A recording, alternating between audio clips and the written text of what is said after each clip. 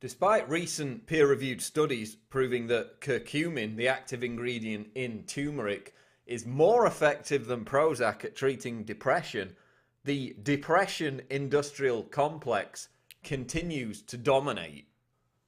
We've seen a 400% increase in antidepressant use amongst Americans. So now 10 to 12% of Americans are now on drugs like Prozac. What you're looking at is deep brain stimulation surgery. This is where small electrodes are implanted in both hemispheres of the brain, which are then connected to a neurostimulator, which is placed under the skin on the right chest. It's a device that's similar in size and function to a heart pacemaker. And it's been very successful in treating victims of Parkinson's disease. 80,000 patients worldwide have been treated with this so far, and it's been very successful. No arguments with that. But would you be comfortable with a technology that alters brain function, actually alters the behavior of brain tissue by stimulating it with these pulse frequencies? All very well for Parkinson's victims. Would you be comfortable if that same technology was used for people with depression or headaches? This is an article out of Scientific American which talks about how this same technology, deep brain stimulation, via the method of implanting electrodes in people's brains, is being introduced into the field of psychopharmacology. According to the article, scientists are becoming increasingly convinced that the currents from the technology's implanted electrodes can literally reboot brain circuits involved with the mood disorder.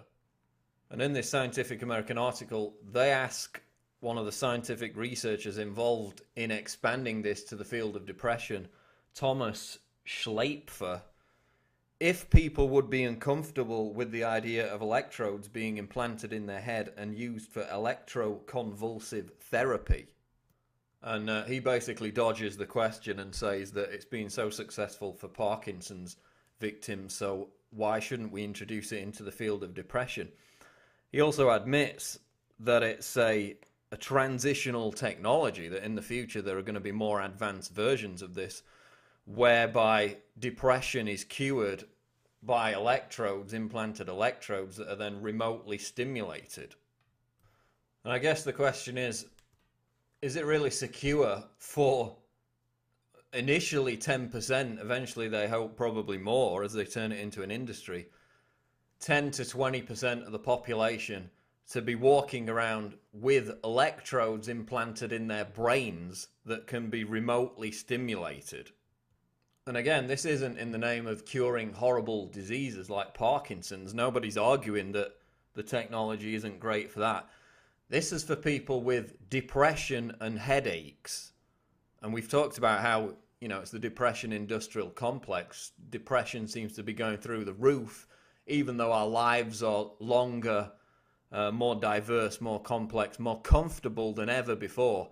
Depression keeps on increasing because we're increasingly told that every facet of our personality is a sign that we're suffering from depression, which of course is useful for the pharmaceutical industry in America alone, which makes $12 billion a year off antidepressant drugs. And this is going to be the next technological upgrade of that whole process.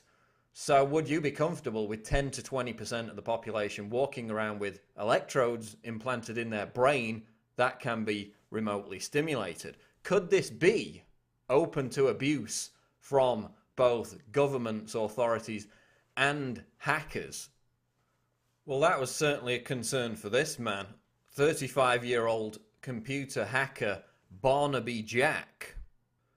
He was researching how hackers and potentially governments could hack into pacemakers, defibrillators, and insulin pumps in order to, quote, commit mass murder via a worm implanted into the medical device.